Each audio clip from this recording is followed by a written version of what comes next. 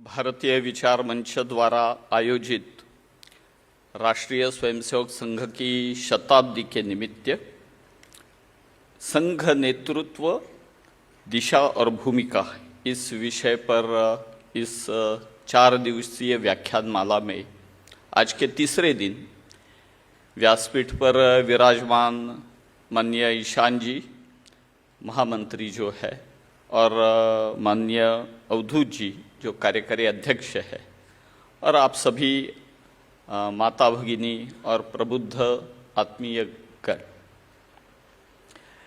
ये अपने आप में एक विशेषपूर्ण एक उपक्रम है। इस पद्धति के संघ की यात्रा जो है ये बताने की एक अलग पद्धति है। संघ के सरसंघ चालक यानी संघ के नेतृत्व की दिशा और भूमिका, उन्होंने जिस पद्धति से संघ को आगे बढ़ाया, ये समझना है तो एक ये पद्धति एक उपयुक्त पद्धति है।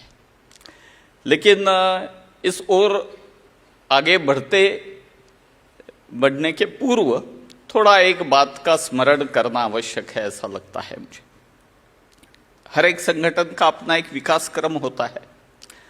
जैसे जैसे संगठन आगे बढ़ता है, संख्यात्मक दृष्टि से, गुणात्मक दृष्टि से, व्यापकता की दृष्टि से नए नए आयाम जुड़ते हैं, नई नई प्रगति छलांग लगाते हुए संगठन आगे बढ़ता है। उस समय परिस्थिति भी अलग अलग प्रकार की होती है, तो परिस्थिति भी संगठन पर, संगठन भी परिस्थिति पर एक दूसरे पे रिएक्शन एक्शन होती है।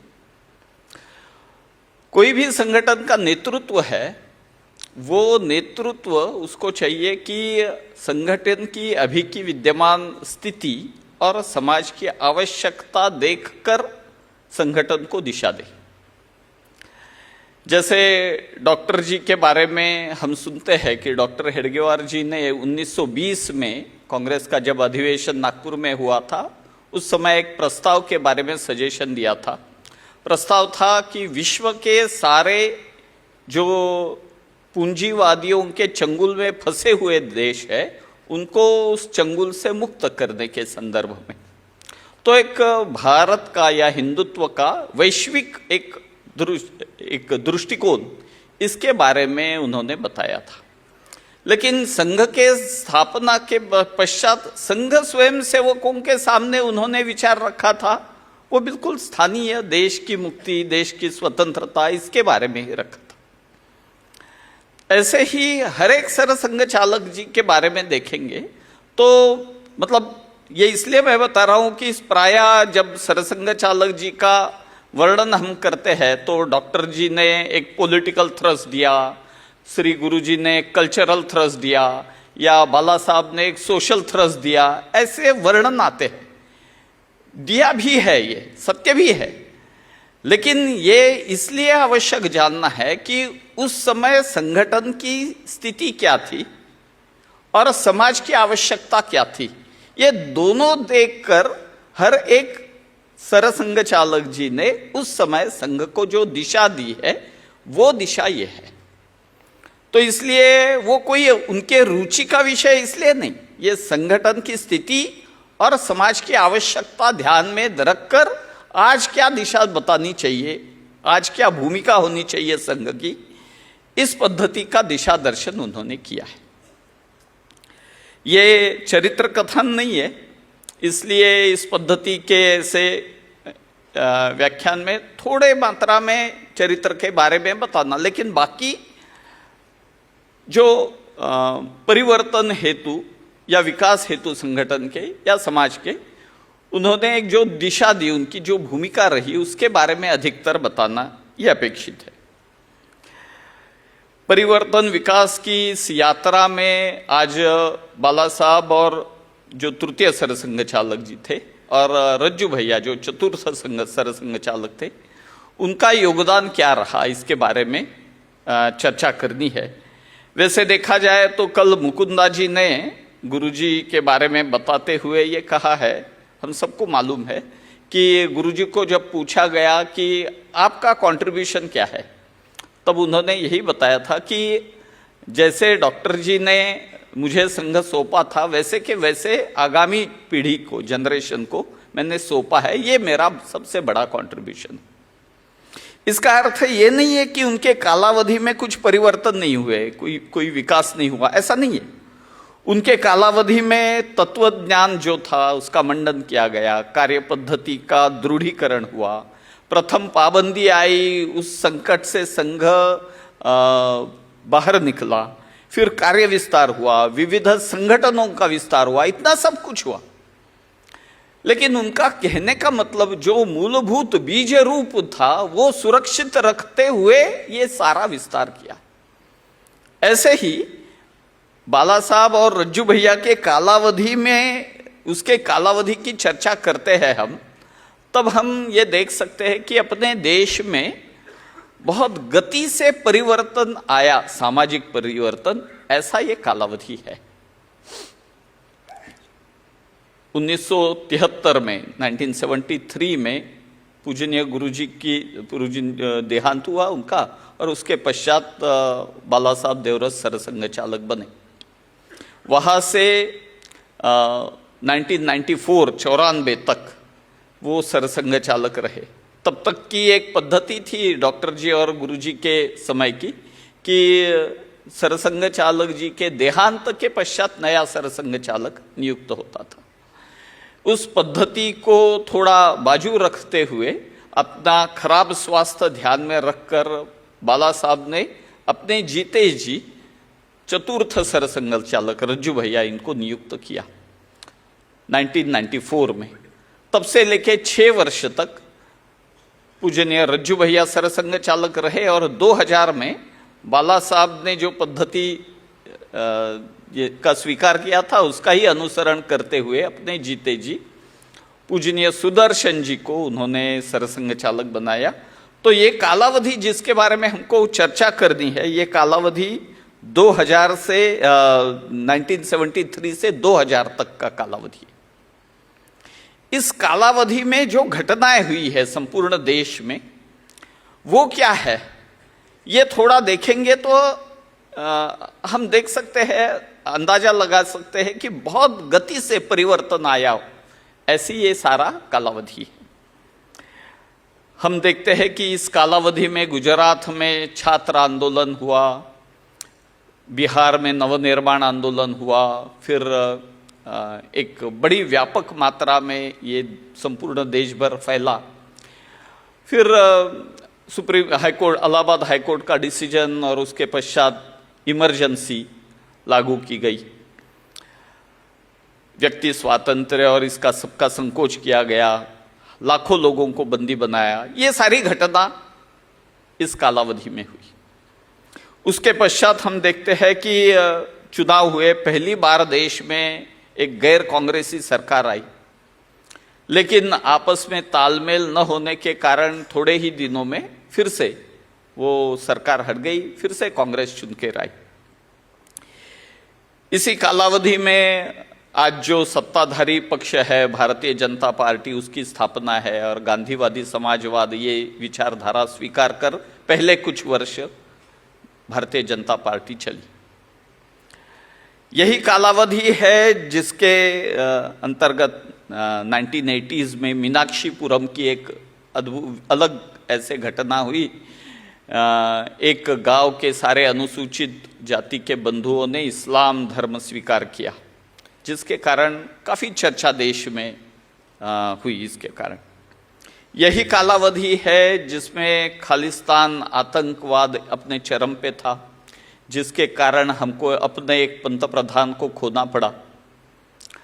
यही कालावधि है जिस कालावधि में राम जन्मभूमि का अभियान शुरू हुआ और बाबरी ढांचा का ध्वस्त होना, ये यही कालावधि है।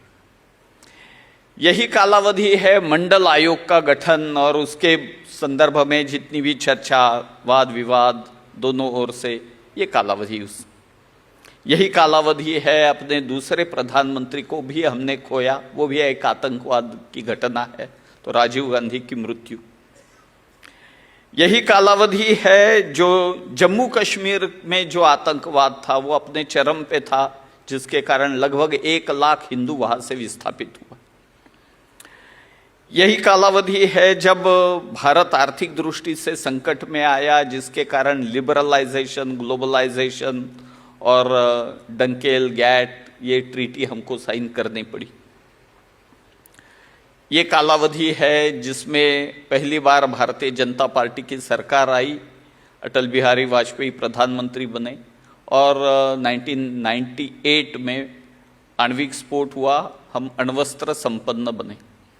तो काफी सारी घटनाएं घटित होती है, ऐसा ये कालावधि हम देख सकते हैं। संगठन के प्रमुख जो है, जिनको संगठन को और संपूर्ण देश को दिशा दिखानी होती है, उनकी प्रमुख 3 भूमिकाएं रहती है। एक भूमिका है संगठन में आवश्यकता अनुसार, समयानुसार परिवर्तन करना, नए आयाम जोड़ना संगठन में। दूसरी बात है कि समाज में कुछ घटना होती है, उसको आवश्यकता अनुसार समाज का हित ध्यान में रखकर रिस्पॉन्ड करना पड़ता है। अलग अलग जितनी भी घटनाएं बताई मैंने, उसको कुछ ना कुछ पद्धति से हमने रिस्पॉन्ड किया है संघ इस नाते। और तीसरा काम रहता है कि हम केवल रिस्पॉन्ड करें, इतना ही नहीं, तो समाज में अपनी पहल से परिवर्तन जो करना है, वो परिवर्तन करने की दिशा में आगे बढ़ना, कदम बढ़ाना।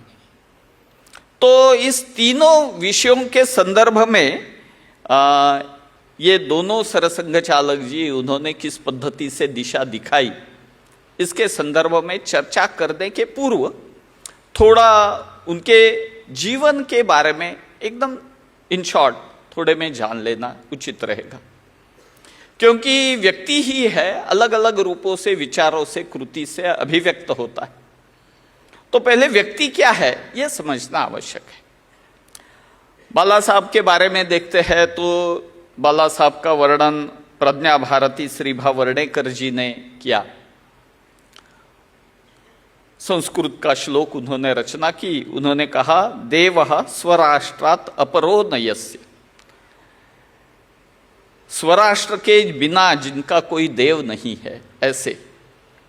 और रसः यथान्यत्र न संघ कार्यात्, संघ कार्य के बिना अन्य किसी इसमें बातों में जिनको रस नहीं है, रुचि नहीं, देव रस, इसका विश्लेषण करके उन्होंने ये श्लोक बनाया था। ये श्लोक सही अर्थ में बाला साहब का वर्णन करने वाला ये श्लोक है। बाला साहब का जन्म 1915 में हुआ है, 1915 में, और आयु 11 थी जब संघ प्रवेश हुआ। बिल्कुल संघ की स्थापना 25 में है, 26 से बाला साहब संघ से जुड़े। तो संघ कार्य पद्धति का विकास ये उन्होंने देखा है, प्रत्यक्ष अनुभव किया है, उसमें कंट्रीब्यूशन भी किया है। तो हम देखते हैं उस समय थोड़ा अंग्रेजी सैन्य जिस पद्धति से था उस पद्धति का दायित्व रहा करता था। तो बाला साहब के पास बचपन में, उनके बचपन में यंग बटालियन डी कंपनी के कंपनी कमांडर थे। आज बड़ा आश्चर्य लगता है इस पद्धति का दायित्व, लेकिन वो उस समय बिल्कुल सामान्य था। और बाद में कंपनी सार्जेंट्स मेजर भी बने। तो ऐसे दायित्व का वहन करते करते आगे हुए। डॉक्टर जी की एक दिशा थी, दृष्टि थी, ऐसे होनहार जो युवा थे उनको साथ में लेकर ज़्यादा एक्सपोजर विजिट कराना। तो उन्होंने एक पुणे में शिविर हुआ तो उसमें बाला साहब को भेजा था, या हिंदू युवक परिषद हुई थी, उसके पूर्व तैयारी के हेतु बाला साहब को भेजा था। तो ये सारे अलग अलग जगह उनको लेकर डॉक्टर जी घूमे भी है।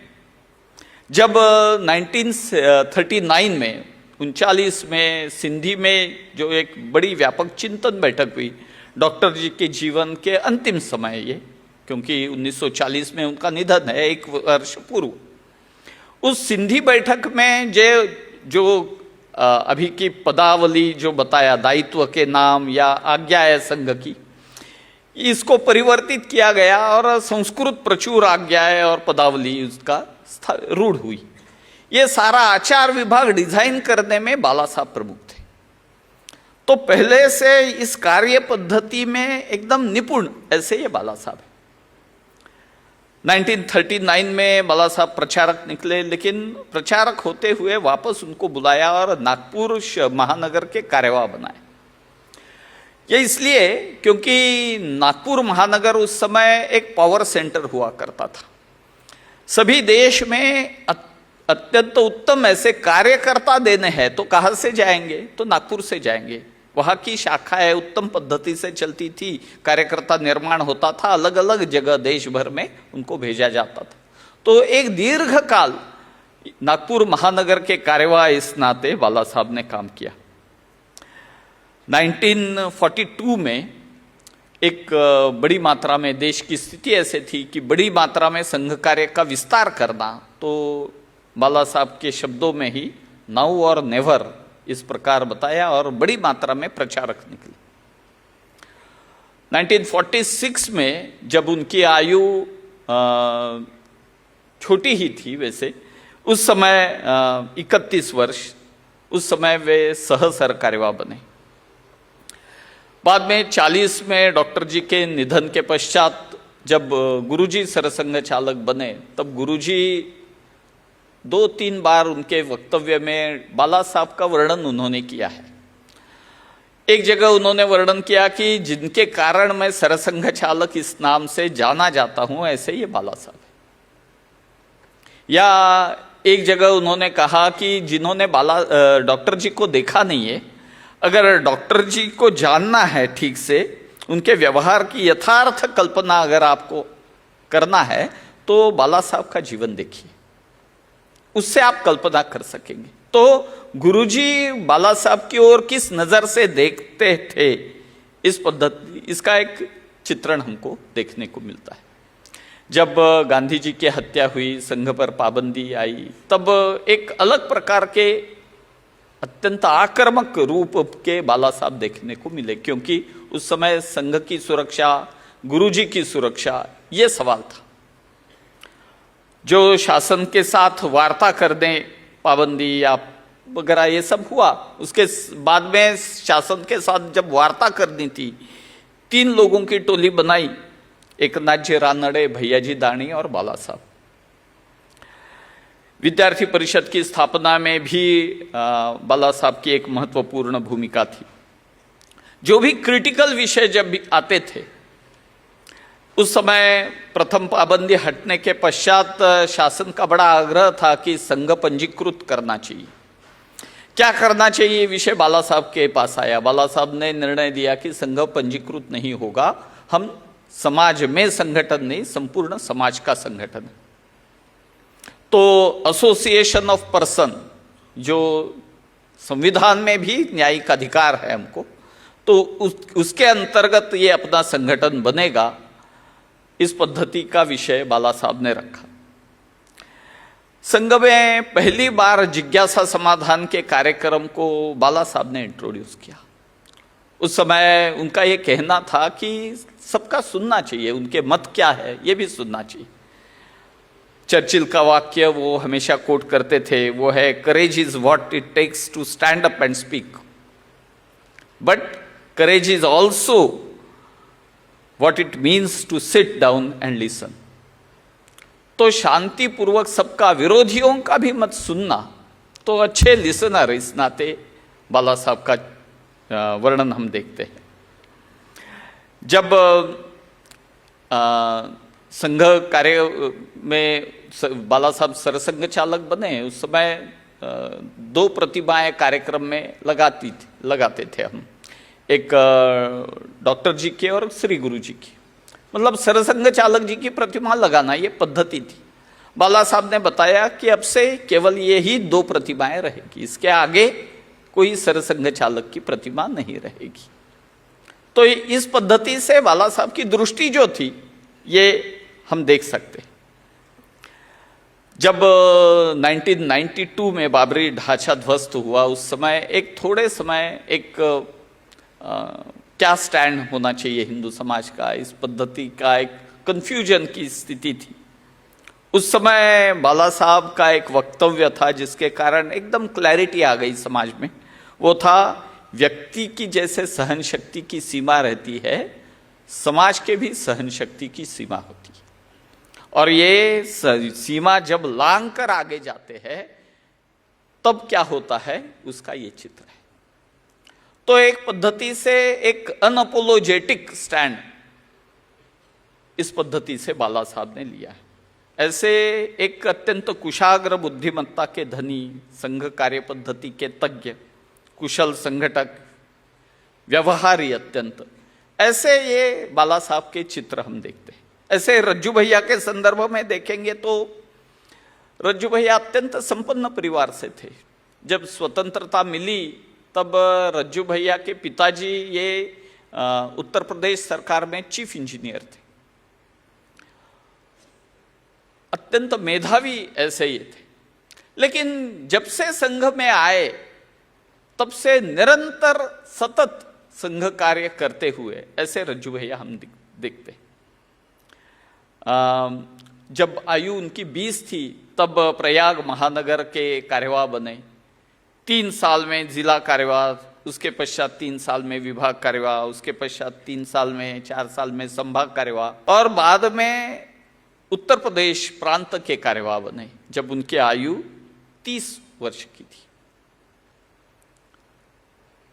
जब और एक 6 साल बाद वो व्यवसायी कार्यकर्ता थे, जॉब करते थे, पढ़ाते थे यूनिवर्सिटी में फिजिक्स विषय। उसी समय कुछ मतलब अलग रचना, किस पद्धति से गुरुजी उनकी ओर, रज्जू भैया की ओर देखते हैं तो उनको प्रांत प्रचारक बनाया। सामान्यतः व्यवसायी कार्यकर्ता प्रचारक नहीं होते, लेकिन उस समय उनको प्रांत प्रचारक बनाया। 24 वर्ष का अध्ययन करने के पश्चात उन्होंने स्वेच्छा निवृत्ति ली और प्रचारक बने। बाद में क्षेत्र प्रचारक और आपातकाल के कालावधि में संपूर्ण उत्तर प्रदेश, दिल्ली और उत्तर भारत का दायित्व उन्होंने संभाला। उसके पश्चात तुरंत अखिल भारतीय सह सरकार्यवाह, फिर सरकार्यवाह, फिर आयु थोड़ी खराब हुई तो सरकार्यवाह से फिर वापस सह सरकार्यवाह। यह संघ में ही होता है कि क्योंकि हम संघ में पोजिशनल कॉन्शियसनेस बहुत कम रहता है, तो इसलिए ये प्रमोशन है, डिमोशन है, ऐसा कभी माना नहीं जाता। इसलिए पहले सरकार्यवाह थे, बाद में सह सरकार्यवाह बने। उसके पश्चात 72 के आयु में सरसंघ चालक बने। 6 वर्ष तक वे सरसंघ चालक रहे। वाल्मीकि रामायण में राम के संदर्भ में एक विशेषण जोड़ते हैं महर्षि वाल्मीकि, वो है पूर्वभाषी। पूर्वभाषी मतलब स्वयं संवाद शुरू करने वाले। कभी कभी स्टेटस कॉन्शियसनेस के कारण एक रिस्पेक्टेबल डिस्टेंस वगैरह, तो ऐसा रज्जू भैया के संदर्भ में कभी नहीं था। बिल्कुल सहज संवाद सभी से होता था। अपरिग्रह, अत्यंत सादगी भरा जीवन उनका, ये एक विशेषता उनकी रही। अत्यंत सौम्य ऐसी उनकी वाणी थी, प्रवृत्ति भी अत्यंत सौम्य थी। लेकिन आपातकाल का संघर्ष का समय आया तब एक विजिगीषु वृत्ति, एक वीर वृत्ति का दर्शन भी उनके सबको हो गया। उस समय जिस पद्धति से उन्होंने परिस्थिति संभाली वो एक अलग से उस पर बोलना चाहिए, इस पद्धति का ये सब घटनाक्रम। प्रयाग का विश्व हिंदू परिषद का अधिवेशन, उसकी व्यवस्थाएं देखना या आपातकाल के इसमें सबको संभालना, ये वो स्वयं गीतकार भी थे। तो 10 दिशाओं में जाए ये गीत, या पथ का अंतिम लक्ष्य नहीं है सिंहासन चढ़ते जाना, ये गीत, ये ऐसे न जाने कितने गीतों की स्वयं उन्होंने रचना की। विदेश में प्रवास करने वाले पहले सरसंघ चालक इस पद्धति से, तो विश्व विभाग का काम, उसको मार्गदर्शन उन्होंने किया। तो केनिया हो, म्यांमार हो, अमेरिका, कनाडा, इंग्लैंड, यूरोप के अलग अलग देश, मॉरिशियस, दक्षिण अफ्रीका, हांगकांग, जापान आदि आदि देशों में व्यापक प्रवास उनका हुआ। एक पद्धति से सादगी भरा, सौम्यता लेकिन वीरव्रत, ऐसे दोनों गुणों के धनी ऐसे ही अपने रज्जू भैया थे। दोनों के अंतिम संस्कार जो हुआ, दोनों के, बाला साहब और रज्जू भैया, और उनके पूर्व के 2 सरसंघ चालक डॉक्टर जी और गुरु जी, ये उनके मृत्यु और अंतिम संस्कार के संदर्भ में हम देखते हैं एक विचार की कंटिन्यूटी है। डॉक्टर जी का अंतिम जो निधन हुआ उसके पूर्व उन्होंने चर्चा की थी कि अगर किसी संघ के प्रमुख अधिकारी का निधन होता है तो अंतिम संस्कार कैसे करोगे, और बताया कि सैनिकी पद्धति से नहीं करना, क्योंकि अपना ये पारिवारिक संगठन है। तो सामान्य लोगों का जैसे अंतिम संस्कार होता है उसी पद्धति से, लोक गति से ही अंतिम संस्कार होना चाहिए। पूजनीय गुरुजी ने उनके पत्र में लिखकर गए कि किसी भी प्रकार का स्मारक नहीं बनाना, या बाला साहब ने बताया कि मेरा अंतिम संस्कार सार्वजनिक स्मशान में होना चाहिए। तब तक दोनों का, गुरुजी और डॉक्टर जी का अंतिम संस्कार रेशिम बाग में हुआ था। बाला साहब ने बताया मेरा अंतिम संस्कार सार्वजनिक स्मशान घाट पे होना चाहिए, और रज्जू भैया ने बताया मेरा जहां निधन होगा उसी गांव में मेरा अंतिम संस्कार होना चाहिए। तो पुणे में इनका निधन हुआ तो पुणे में ही अंतिम संस्कार होगा। ये क्या दिखाता है? चारों के विचारों में, थॉट प्रोसेस में एक कंटिन्यूटी है। कंटिन्यूटी क्या है? संघ संप्रदाय नहीं बनाना, संघ समाज में संगठन नहीं, संपूर्ण समाज का संगठन है। हमें लोगों से अलग दिखना नहीं है। और ये चैतन्यमयी संदेश अपने निश्चेतन शरीर को निमित्त बनाकर चारों ने दिया। अब थोड़ा घटनाओं पे आते हैं, तब देखेंगे कि इन सारे घटना जिसका वर्णन मैंने किया, इसके संदर्भ में जिस पद्धति का रिस्पॉन्ड रहा, तो एक महत्वपूर्ण डायमेंशन जो है वो एकल गीत में भी आया, वो है समरसता का। 1974 में बाला साहब का वसंत व्याख्यानमाला पुणे में भाषण है। भाषण का शीर्षक था सामाजिक समता और हिंदू संगठन। उसमें 3 प्रमुख बातें उन्होंने बताई है। आज भी लोगों को थोड़ा क्रांतिकारी लग सकती है, ऐसी इतने सालों के बाद भी ऐसी ये तीनों बातें हैं हिंदू समाज के लिए अत्यंत आवश्यक ऐसी बातें। एक बात बताई उन्होंने, जाति और वर्ण व्यवस्थाएं अब व्यवस्थाएं नहीं रही, अव्यवस्थाएं बन गई है, और धीरे धीरे इन दोनों को समाप्त होना चाहिए। दूसरी बात उन्होंने बताई कि अगर अस्पृश्यता बुरी नहीं है तो दुनिया में कुछ भी बुरा नहीं है। और तीसरी बात बताई, अस्पृश्यता, विषमता और जाति भेद समाज से समूल नष्ट होने चाहिए। It should go lock, stock and barrel. तो ये समरसता के बारे में अपनी जो दृष्टि है वो बिल्कुल साफ करने वाले ये व्याख्यान है। आज भी आप एक रेफरेंस बुक इस नाते सभी समरसता विषय काम करने वाले कार्यकर्ता इस भाषण की ओर देखते हैं। संघ की दृष्टि कैसे थी? मीनाक्षीपुरम की घटना हुई, अनुसूचित जाति के बंधुओं ने इस्लाम स्वीकार किया, तो पेट्रो डॉलर्स और इसके कारण ये मतांतरण कैसे हुआ, इसके संदर्भ में भारत में संपूर्ण चर्चा हुई। लेकिन संघ में इसका विचार करते समय ये विचार हुआ कि केवल पेट्रो डॉलर नहीं, विषमतापूर्ण व्यवहार भी इसके लिए जिम्मेदार है। अगर विषमतापूर्ण व्यवहार नहीं रहेगा तो ये मतांतरण नहीं होगा। तो इंट्रोस्पेक्शन करने की भी हिंदू समाज ने स्वयं की ओर आवश्यकता है। 1981 में समरसता आरक्षण के संदर्भ में प्रस्ताव पारित हुआ, आरक्षण का समर्थन करने के, आरक्षण की आवश्यकता बताने वाला। संघ के बैठकों में कोई भी प्रस्ताव पारित होता है तो यहाँ ऑटोक्रेसी तो है नहीं, तो मुक्तता से चर्चा होती है। तो ऐसा नहीं है कि संघ के बैठक में इसको विरोध नहीं हुआ, ऐसा नहीं है। तो बहुत लोगों का मत उस समय अलग था, आरक्षण के संदर्भ में अलग मत रखने वाले भी स्वयंसेवक थे। इसलिए उस प्रतिनिधि सभा में इस संदर्भ में काफी बहस हो गई। एक सत्र भर बहस चली। सत्र समाप्त होते समय बाला साहब ने सूचना दी कि अगले सत्र में फिर से वापस जब आएंगे ये चर्चा जारी रखेंगे, लेकिन उस उस समय आते समय आप सभी ने थोड़ी कल्पना करना कि अपना जन्म अनुसूचित जाति में हुआ है और फिर चर्चा करना इस प्रस्ताव के संदर्भ। और स्वयं सेवकों का व्यवहार, उनकी श्रेष्ठता भी देखिए, उनकी एक थॉट प्रोसेस भी देखिए। ये जब सूचना दी गई उसके पश्चात सत्र में यह प्रस्ताव सभी की ओर से सहर्ष स्वीकार किया गया। केवल यह प्रस्ताव एक नहीं तो 90 में परावर्तित बौद्ध मतावलंबी जो थे उनको आरक्षण देने का जो निर्णय सरकार ने लिया था उसका अभिनंदन करने वाला प्रस्ताव पारित किया संघ ने। 94 में कुरीतियां छोड़कर सबको सामाजिक समता, समरसता और न्याय मिले, इसके हेतु प्रस्ताव पारित किया।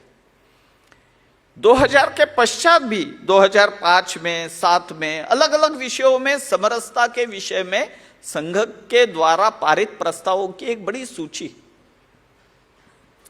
यह एक दृष्टिकोण संघ का समरसता के संदर्भ में रहे। केवल एक विचार रखना है इतना ही नहीं, तो अंतर जातीय विवाह को खुलकर समर्थन संघ के सरसंघ चालक जी ने, बाला साहब ने किया। राम जन्मभूमि के शिलान्यास का जब प्रसंग आया तब एक अनुसूचित जाति के बंधु कामेश्वर जी चौपाल, उनके हाथों से ये शिलान्यास का कार्यक्रम हुआ। पूर्वांचल के छात्राओं का उपनयन संस्कार होना चाहिए, इस विषय में पहल की। 1983 में जब वर्ष प्रतिपदा थी, वर्ष प्रतिपदा डॉक्टर साहब का जन्मदिन, और वही 1983 में वर्ष प्रतिपदा 14 अप्रैल को थी, वो डॉक्टर बाबा साहब आंबेडकर जी का जन्मदिन। तो दोनों महापुरुषों का ये जन्मदिन ये सुअवसर मानकर सामाजिक समरसता मंच की स्थापना की, जो अलग अलग पद्धति से समरसता समाज में स्थापित हो, इसके लिए प्रत्यक्ष एक्टिविटी अलग अलग प्रकार से करते। 89 में जब डॉक्टर जी की जन्म शताब्दी थी तब ये लक्ष्य रखा गया कि इस निमित्त बड़ी मात्रा में वंचित समाज तक रीच आउट हो। तो अनुसूचित जाति के बंधु, जनजाति के बंधु, इनके बीच में जाना, सेवा कार्य शुरू करना, ये लक्ष्य रखकर ये पूरी जन्म शताब्दी मनाई गई। जब 91 में बाला साहब को लोकमान्य तिलक पुरस्कार, एक प्रसिद्ध पुरस्कार मिला, उसकी राशि अनुसूचित जाति के बंधुओं के बीच में काम करने वाले संस्था को उन्होंने दान इस नाते दी। तो इस प्रकार अलग अलग प्रकार से सामाजिक समरसता, इसलिए समता साध्य करना है तो समरसता अनिवार्य है, क्योंकि समता प्लस बंधुता इज समरसता। तो इसलिए समरसता प्राप्त करने हेतु अलग अलग पद्धति से प्रत्यक्ष विचार और व्यवहार दोनों ओर से संघ कार्य ने पहल की। और एक प्रसंग में संघ का इस कालावधि में योगदान दिखता है, वो है आपातकाल का कालावधि। जनतंत्र की रक्षा के हेतु जो संघर्ष हुआ, उस समय संघ का योगदान। हम सबको मालूम है कि यह आपातकाल आ सकता है, इसका 1 वर्ष पूर्व अनुमान बाला साहब ने किया था। और 74 जनवरी में ही उनके एक भाषण में उन्होंने बताया था कि इस प्रकार का आपातकाल आ सकता है, संघ पर पाबंदी भी आ सकती। प्रत्यक्ष 74 में मार्च 74 गुजरात विधानसभा भंग हुई, लेकिन तुरंत चुनाव नहीं हुए। हम सबको गुजरात के बंधुओं को तो अधिक मालूम है इसके संदर्भ। और फिर छात्र आंदोलन खड़ा हुआ यहाँ पे। बिहार में भी एक नवनिर्माण आंदोलन, जयप्रकाश जी जिसका नेतृत्व कर रहे थे, वो आंदोलन खड़ा हुआ। तो जब 75 में एक जनसंघ का राष्ट्रीय अधिवेशन, उसमें जयप्रकाश नारायण जी स्वयं गए थे। तो जयप्रकाश नारायण जी का नेतृत्व उस समय पूरे देश भर में स्वीकार किया गया, और ये परिवर्तन ला सकता है आंदोलन, इस प्रकार का भाव सभी के मन में निर्माण हुआ। 12 जून 2075 गुजरात के विधानसभा का चुनाव का परिणाम आया, कांग्रेस पराजित हुआ। उसी दिन इलाहाबाद हाईकोर्ट का डिसीजन भी आया, और जिसमें इंदिरा गांधी को दोषी माना गया और 6 वर्ष इलेक्शन आगे नहीं लड़ सकती, इस प्रकार का निर्णय भी किया गया। 25 जून को एक लोक संघर्ष समिति की स्थापना की गई जयप्रकाश नारायण जी के नेतृत्व में। उसके अध्यक्ष थे मुरारजी देसाई और सचिव थे संघ के प्रचारक नानाजी देशमुख। दिल्ली में एक विशाल रैली हुई उस दिन, और उसी दिन रात को इमरजेंसी डिक्लेयर हुई। इमरजेंसी डिक्लेयर होने के बाद 25 को इमरजेंसी डिक्लेयर हुई, 30 जून को बाला साहब को अरेस्ट किया गया। 4 जुलाई को संघ पर प्रतिबंध, दूसरा प्रतिबंध आया। और इसके संदर्भ में, लेकिन ये आने वाला था, ये संघ कार्यकर्ताओं ने भाप लिया था। इसलिए कोई भी लड़ाई करनी है तो उसकी अच्छे से पूर्व तैयारी करनी है। बाला साहब उस पर पद्धति से एक लड़ाकू नेतृत्व उस समय था, तो इसका पूर्व नियोजन बहुत अच्छे पद्धति से हुआ था। यह बताया गया था कि सभी प्रचारक, कोई भी अरेस्ट नहीं होगा, सारे भूमिगत होंगे। तो उस समय लगभग 1,500 प्रचारक देश में थे, तो सारे के सारे प्रचारक भूमिगत हुए। अन्य व्यवसायिक कार्यकर्ता भी जिनको संभव था, क्योंकि व्यवसायिक कार्यकर्ताओं की एक सीमा रहती है, उनका घर परिवार है, प्रचारक को वो स्वतंत्रता है, इसलिए प्रचारक भूमिगत होना आसान है उसके लिए। तो ये सारे भूमिगत हुए।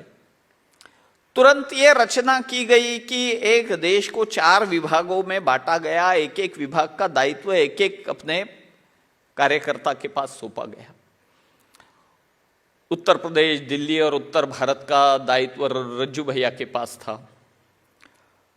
उसी प्रकार भवराव देवरस के पास बिहार, पूर्व भारत, इसका दायित्व था।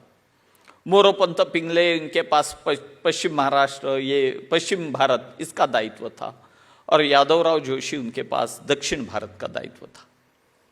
इसी पद्धति से माधवराव मूले उस समय सर कार्यवाह थे, तो ये सबका संचालन करना ये माधवराव मूले जी का काम था। प्रशासकीय अधिकारियों से संपर्क रखना और उनके जो अनुकूल अधिकारी, उनसे मदद भी लेना, ये काम जो करना था वो एकनाथ जी रानड़े को दिया गया। विरोधी पार्टी जितनी भी थी उनका समन्वय करना, संकलन करना, ये काम दिया गया रामभाऊ गोडबोले और नानाजी देशमुख के पास। इस प्रकार कार्य विभाजन लगभग पहले से ही पूर्व तैयारी थी। तो इसलिए जब बाकी सब जो पॉलिटिकल पार्टी या सामाजिक संगठन जिन पर पाबंदी आई तो हड़बड़ा गई सारे, उस प्रकार संघ का हुआ नहीं। RSS was fully prepared for it. और फिर आंदोलन हुआ तो एक बड़ी मात्रा में स्वयंसेवक इस आंदोलन में, सत्याग्रह में सहभागी हुए। कुल देश में 1,30,000 लोगों को अरेस्ट किया गया, उसमें से 1 लाख से भी अधिक स्वयंसेवक थे। तो आप कल्पना कर सकते हैं कितनी व्यापक स्तर पे ये जागृति संघ स्वयंसेवकों में इस संदर्भ में थी। उस आपातकाल की अलग अलग कहानियां, घटनाएं, प्रसंग है, उसका वर्णन किया जा सकता है। कितनी कल्पकता से यह आंदोलन चलाया गया। कुछ ना कुछ स्वयंसेवकों को सक्रिय रखने के लिए कार्यक्रम चाहिए, ये भाव पहुंचाने के लिए। तो जून में इमरजेंसी डिक्लेयर हुई, नवंबर में बाला साहब का जन्म 61वां जन्मदिन था। तो एक कार्यक्रम दिया गया कि सारे जितने भी संघ है, संघ हितैषी है, उन्होंने बाला साहब उस समय पुणे में जेल में थे, उनको पत्र लिखना। तो बाला साहब को उनको जन्मदिन पर शुभेच्छा देने वाले 30,000 पत्र प्राप्त हुए, 2,000 टेलीग्राफ प्राप्त। तो कोई भी एक निमित्त इस पद्धति से जागृति करने के अलग अलग कार्यक्रम, उपक्रम ऐसे स्वयंसेवकों ने, वो जेल भी था, जेल में बंद भी थे जितने, तो जेल में दुखी, हताश, निराश ऐसा वातावरण नहीं था। तो जैसे संघ शिक्षा वर्ग में हंसी मजाक चलती है, वैसे वातावरण चला। तो सारे स्वयंसेवकों का मॉरल जो है वो हमेशा एक बना रहा। ये बना रखने का काम अलग अलग जगह जो दायित्व में प्रमुख थे लोग, जो स्वयं जेल में थे, उन्होंने ये समझा। उस समय मातृशक्ति की भूमिका जो है वो भी अद्भुत रही, क्योंकि स्वयंसेवक तो जेल में थे, तो न जाने कितने परिवारों में इनकम सोर्स अकेले वही थे जो स्वयंसेवक जेल में गए, तो इनकम सोर्स बंद हो गया। फिर भी कोई घर पीछे नहीं हटा, कोई स्वयंसेवक पीछे नहीं हटा, माफी नहीं मांगी। इसका श्रेय स्वयंसेवकों का जितना है उतना ही श्रेय, किंबहुना उससे अधिक श्रेय मातृशक्ति का है। ढाढ़स बंधा के रखना, इसके लिए जो काम करना था मातृशक्ति ने भी।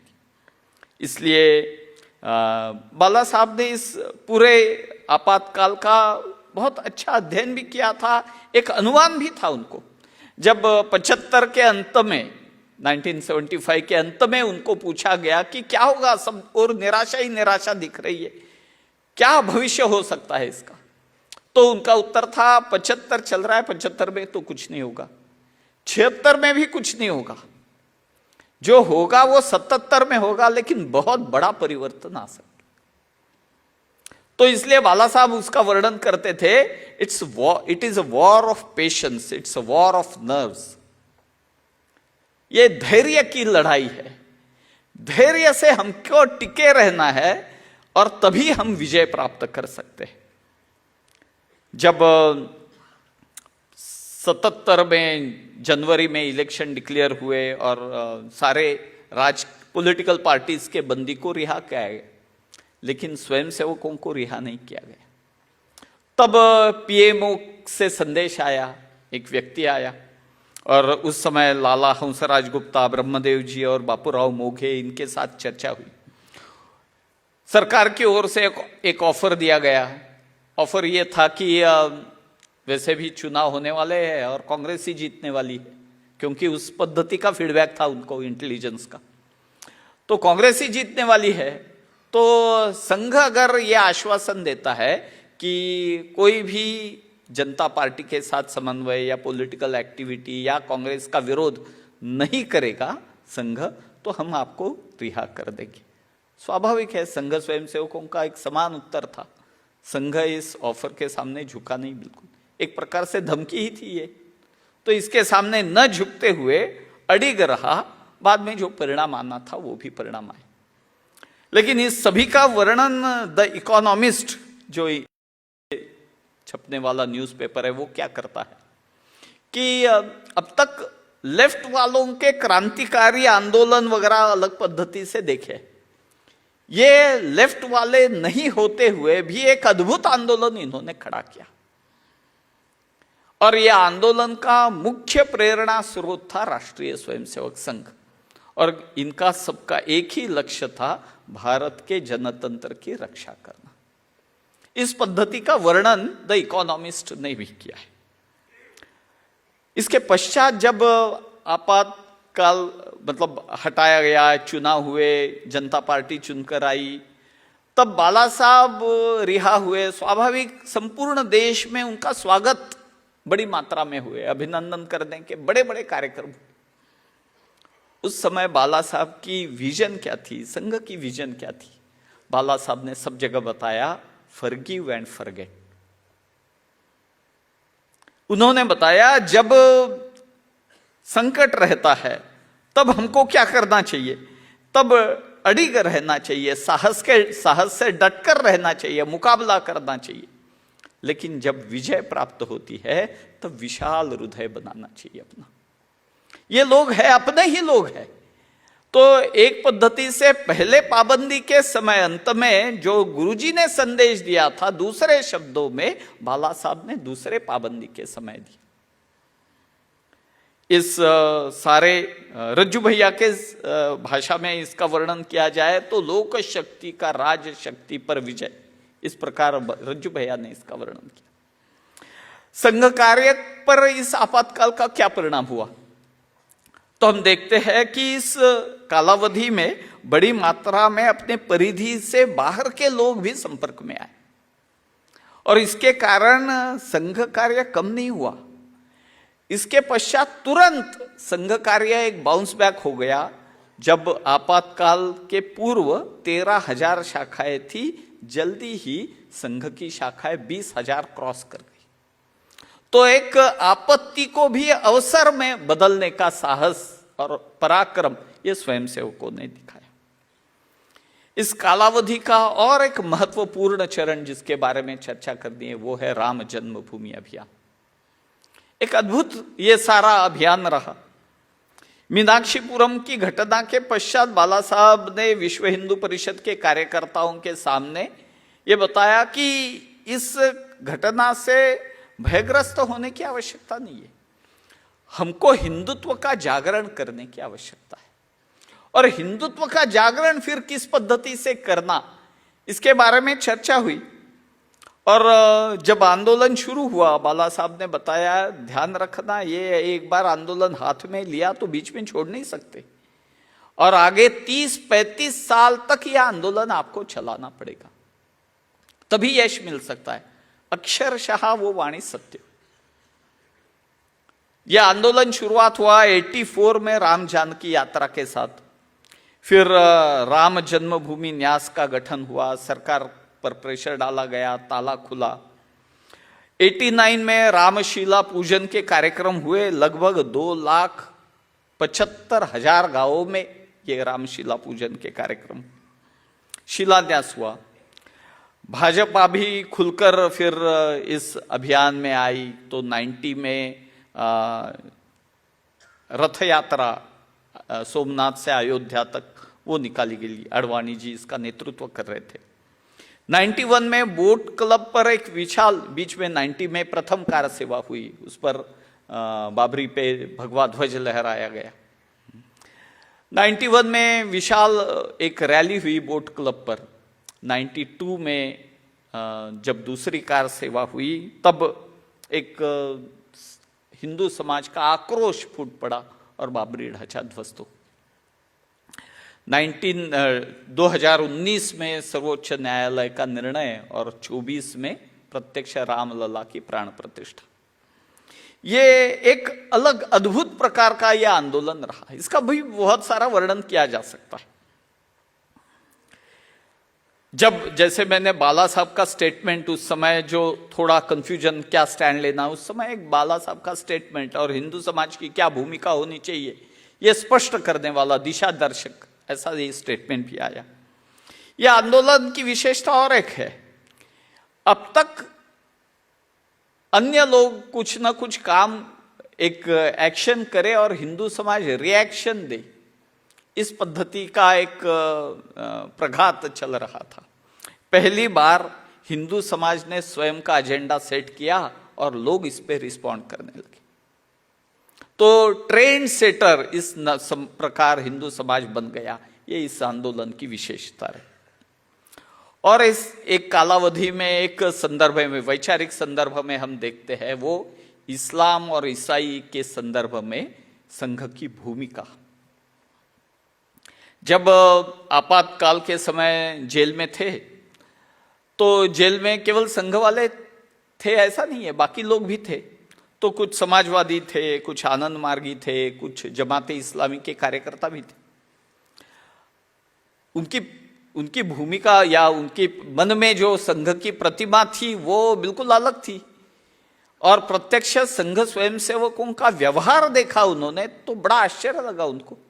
फिर आकर्षित हुए तो बहुत अच्छा डायलॉग शुरू हुआ और इतने पास आए कि आपातकाल हटने के पश्चात जो बाला साहब के अलग अलग जगह विविध समाज के द्वारा सम्मान के जो कार्यक्रम आयोजित किए गए, जमाते इस्लामी के द्वारा भी एक कार्यक्रम हुआ है।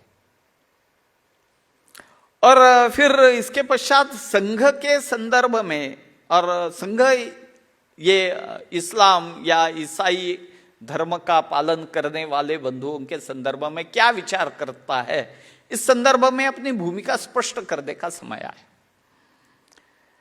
78 में बाला साहब ने ये भूमिका स्पष्ट की। उन्होंने कहा कि यहाँ का मुस्लिम और ईसाई समाज बाहर से नहीं आया, तो व्यापक अर्थ से ये सभी हिंदू ही है। अगर ये सत्य सभी लोग समझ लेते हैं तब जो सांप्रदायिक समस्या यहां पे देश में विद्यमान है वो सांप्रदायिक समस्या दूर हो जाएगी। आगे उन्होंने कहा कि अल्पसंख्याक राष्ट्रीय प्रवाह में सम्मिलित होने चाहिए। इस देश का इतिहास, इस देश की संस्कृति, महापुरुष, इनके विषय में अपनत्व का भाव उनके मन में होना चाहिए। संघ का स्टैंड था यहां पे अल्पसंख्याक आयोग नहीं, मानवाधिकार आयोग होना चाहिए, जो सभी के अधिकारों की चिंता करे। अलग अलग क्यों गिनना? यह अल्पसंख्यक बहुसंख्यक इस पर पद्धति से डिवाइड करना, यही पद्धति गलत है। यह संघ की भूमिका रही। इसलिए हिंदुत्व की व्याख्या 1985 में करते समय बाला साहब ने कहा, जो इस भूमि को माता समझता है और स्वयं को हिंदुस्तान की परंपरा का अभिन्न अंग समझता है, वो हिंदू हो सकता है। संघ के शाखा में प्रवेश दे सकते हैं क्या ये मुसलमान ईसाइयों को? इसके संदर्भ में बोला कि इस देश को मातृभूमि मानने वाले, भारतीय होने पर गर्व का अनुभव करने वाले और इस देश के इतिहास संस्कृति से स्वयं को जुड़े पाने वाले सभी लोग संघ की शाखा में आ सकते।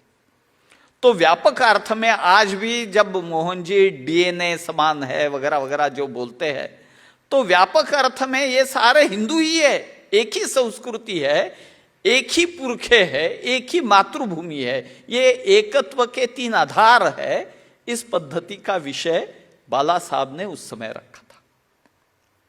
आतंकवाद के संदर्भ में भी हम देखते हैं तो पंजाब में खालिस्तानी आतंक के सामने उसका सामना प्रत्यक्ष संघ को भी करना पड़ा।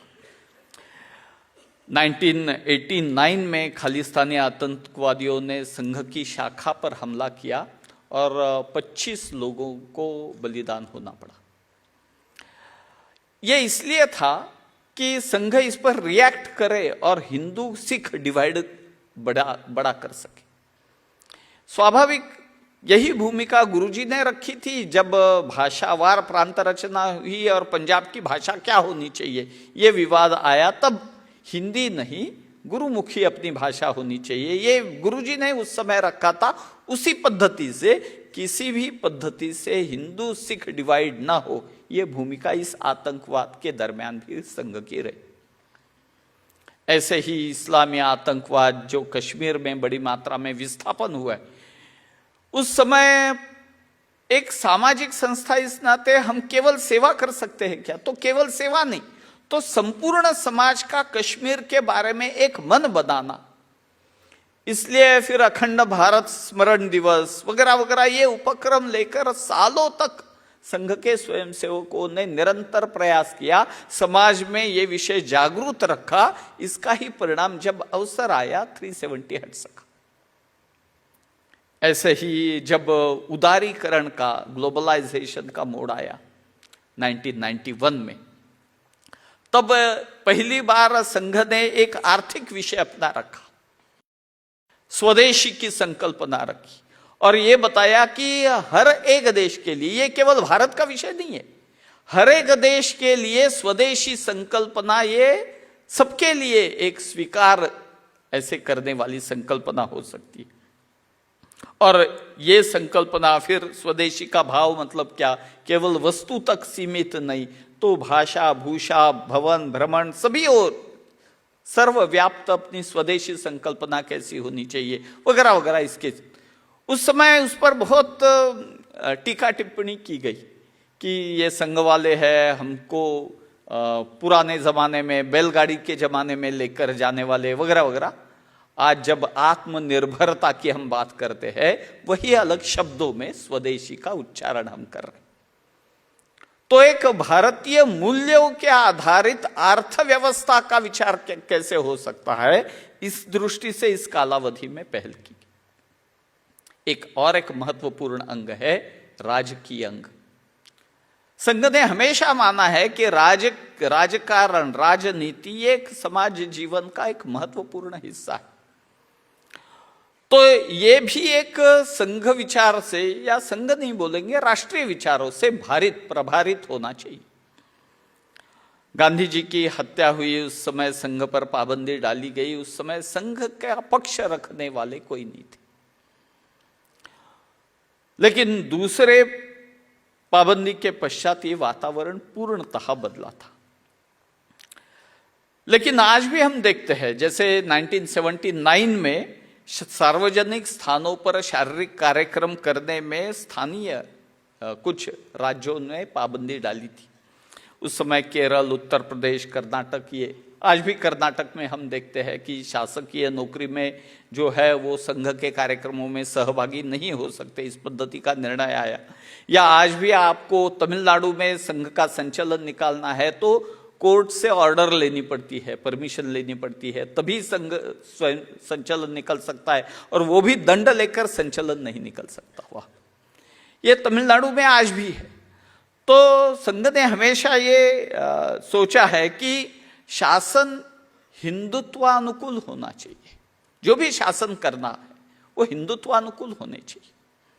और एक जमाना था जब चुनाव डिक्लेयर होते थे तो दिल्ली के जामा मस्जिद के इमाम बुखारी के पास सारे पॉलिटिकल लीडर्स जाते थे और उनके फोटो वगैरह ये जानबूझ के छपवाते भी थे, सब और संदेश जाए इसलिए।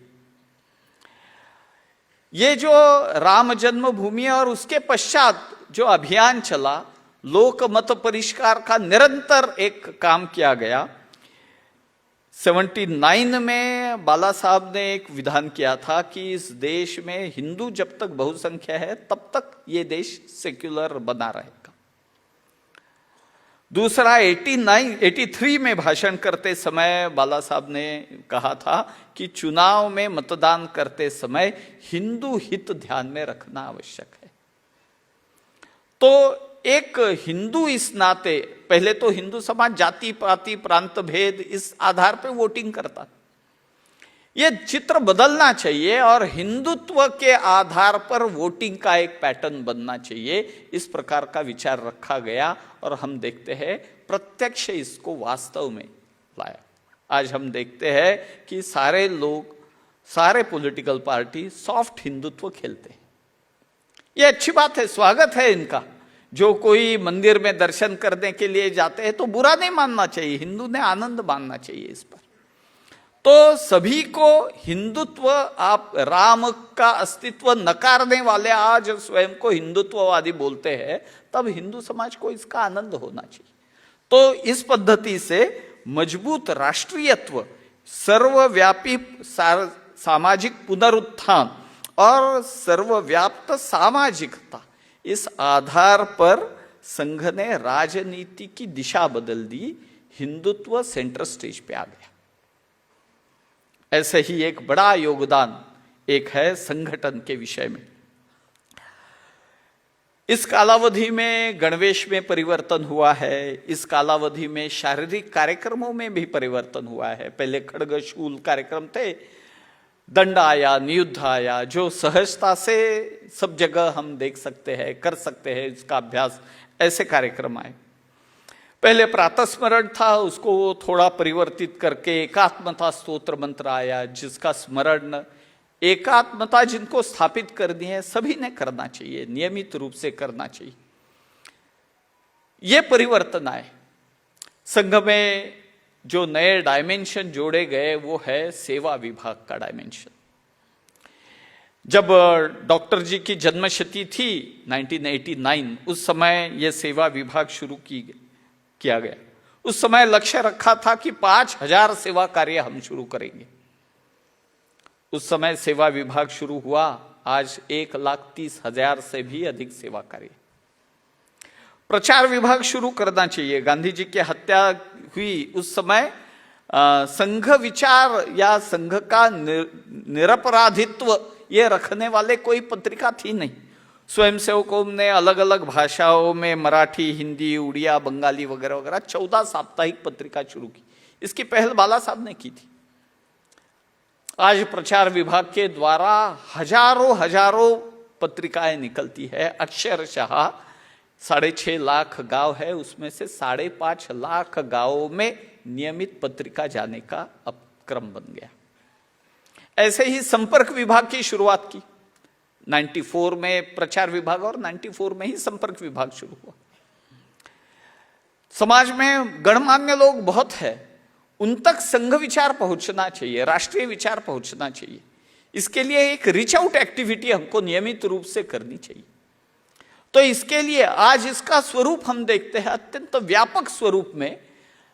सारे समाज के हुज हू, अब तो विदेशों के भी हुज हू जो है संघ के कार्यक्रम देखने के लिए आ रहे। तो एक दृष्टि से सेवा, संपर्क और प्रचार, इस आज जिसको जागरण श्रेणी संघ में बोलते हैं, उसके माध्यम से स्वयं सेवकों के द्वारा जो समाज में परिवर्तन करना है उसकी पहल की। इस कालावधि में संघ की शाखा 73 में जो 13,000 थी उससे बढ़कर 43,000 तक गई। साप्ताहिक मिलन 8,000, संघ मंडली जो मासिक मिलन बोलते हैं वो भी 8,000। ये एक व्यापक विस्तार हुआ। संघ की शाखा के प्रति देखने की दृष्टि क्या होनी चाहिए? बाला साहब का अमृत वचन है, वो मैं पढ़ के ही सुनाता हूं। संघ की शाखा केवल खेल खेलने या कवायद करने का स्थान मात्र नहीं है। यह सज्जनों की सुरक्षा का बिन बोले अभिवचन, तरुणों को अनिष्ट व्यसनों से मुक्त रखने वाला संस्कार पीठ है। महिलाओं के प्रति सम्मान पूर्ण आचरण का आश्वासन है। समाज पर अकस्मात आने वाली विपदाओं और संकटों में त्वरित तथा निरपेक्ष सहायता मिलने का आशा केंद्र है।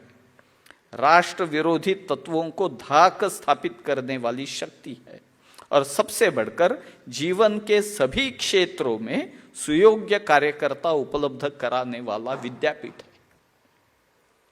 तो इस दृष्टि से संघ का तत्वनिष्ठा, समरसता का व्यवहार, लचीलापन, सहकारियों के प्रति प्रेम, कार्यकर्ताओं के विचार शक्ति को प्रेरणा देकर उन्होंने निरंतर उनका विकास करना, आत्मविलोपी वृत्ति, समर्पण, ये सारे एक स्वयंसेवक या अधिकारियों के गुण न रहते हुए संपूर्ण संगठन के गुण हो गए। एक संघ कार्य का परिचय इस कालावधि में इस पद्धति से हुआ। अंत में इतना ही कह सकते हैं, संघ की जो विजय यात्रा का ये कालावधि है, ये संघर्ष का है, परीक्षा का है, लेकिन सभी स्वयंसेवकों के पराक्रम से, परिश्रम से इसको विजय का कालावधि और विस्तार और समाज व्यापी बनने का कालावधि स्वयंसेवकों ने बनाया।